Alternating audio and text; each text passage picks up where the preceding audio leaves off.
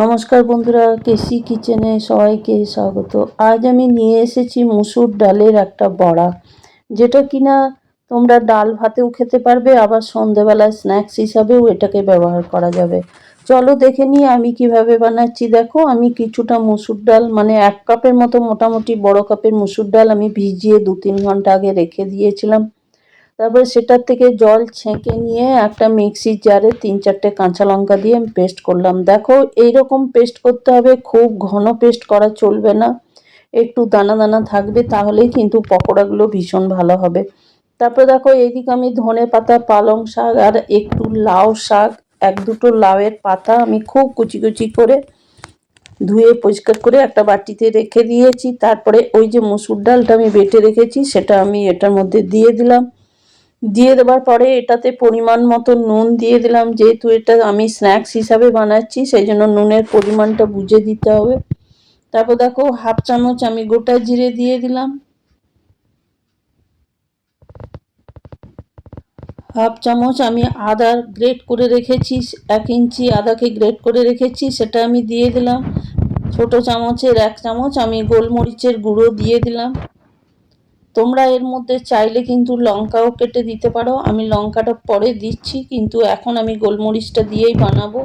তারপরে দেখো, এটাকে পালং শাক, ধনে পাতা আর লাউয়ের 1-2টো পাতা আছে, খুব কুচি করে আমি এটাকে কেটে রেখেছি। তারপরে দেখো, এটাকে খুব ভালো করে ব্যাটারটা করে নিতে হবে। তারপরে এইদিকে একটা ফ্রাই প্যান চড়িয়ে ওর মধ্যে সমস্ত ওই ব্যাটারটা বড়ার আকারে বা কোপ্তার আকারে ভেজে নিতে হবে। তোমরা এটা গরম ভাতে, ডাল ভাতের সাথেও খেতে পারো, ভীষণই ভালো লাগে খেতে। আর এখন তো যখন তখন ওয়েদার হিসাবে, যখন তখন সন্ধেবেলায় স্ন্যাক্স হিসাবেও এটাকে বানিয়ে নিতে পারো, খেতে কিন্তু খুবই ভালো লাগে, একদম পারফেক্ট সন্ধ্যের স্ন্যাক্স।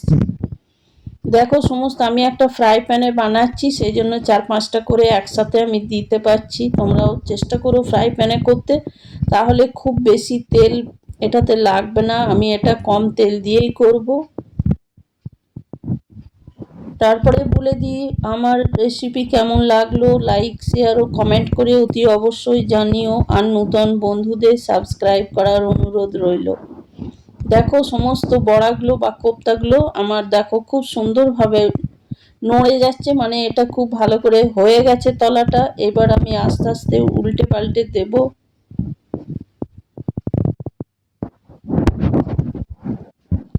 তোমরা যদি এখন লাউ পাতা না পাও তো কুমড়ো পাতা দিলেও চলবে, এখন তো পালং শাক মোটামুটি বাজারে এখন আছেই।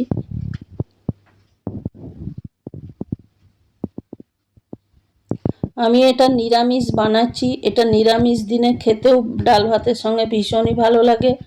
তোমরা যদি চাও তো এর মধ্যে পেঁয়াজও কেটে দিতে পারো। দেখো, সবগুলো আমার হয়ে গেছে, আমি আস্তে আস্তে ধীরে ধীরে এগুলোকে উল্টে দিচ্ছি। দেখো, আমার তলাটা কি সুন্দর লাল হয়ে গেছে। আর এইটা কিন্তু লো টু মিডিয়াম আছে করে যেতে হবে, কেন কি এটা শাক আছে, পালং শাক বা লাউ শাক আছে, সেই জন্য এটা খুব লো টু মিডিয়াম আছে, আরামসে ধীরে ধীরে করতে হবে, না হলে উপরটা পুড়ে যাবে ডালটা, ভিতরের শাকগুলো কাঁচা থেকে যাবে। দেখো, সমস্ত বড়াগুলো আমি আস্তে আস্তে ভেজে নিলাম।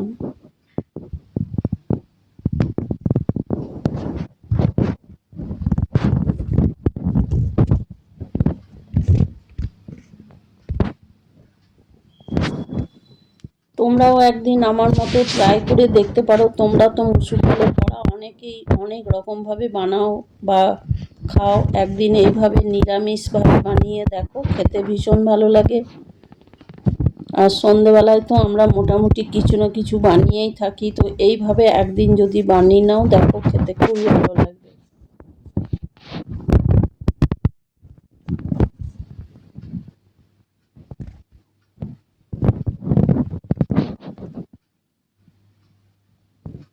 এইভাবে ফ্রাই প্যানে করলে কিন্তু তেলটা ভীষণই কম লাগে, আর কম তেলের মধ্যেই এগুলো হয়ে যায়।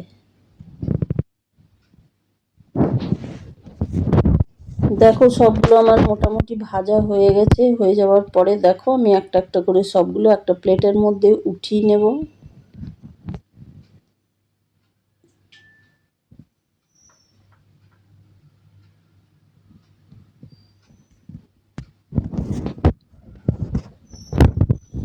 ফুটিয়ে নেবার পর আরও যে ব্যাটারটা আছে সেটাও আমি আস্তে আস্তে ওইভাবেই দিয়ে দেবো, বা সবগুলো আমি আস্তে আস্তে ভেজে নেব।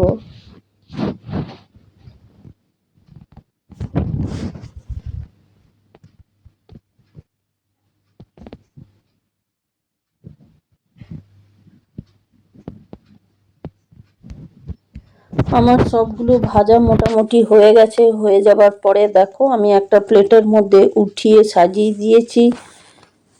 তোমরা সব ভালো থেকো, সুস্থ থেকো। ফিরে আসছি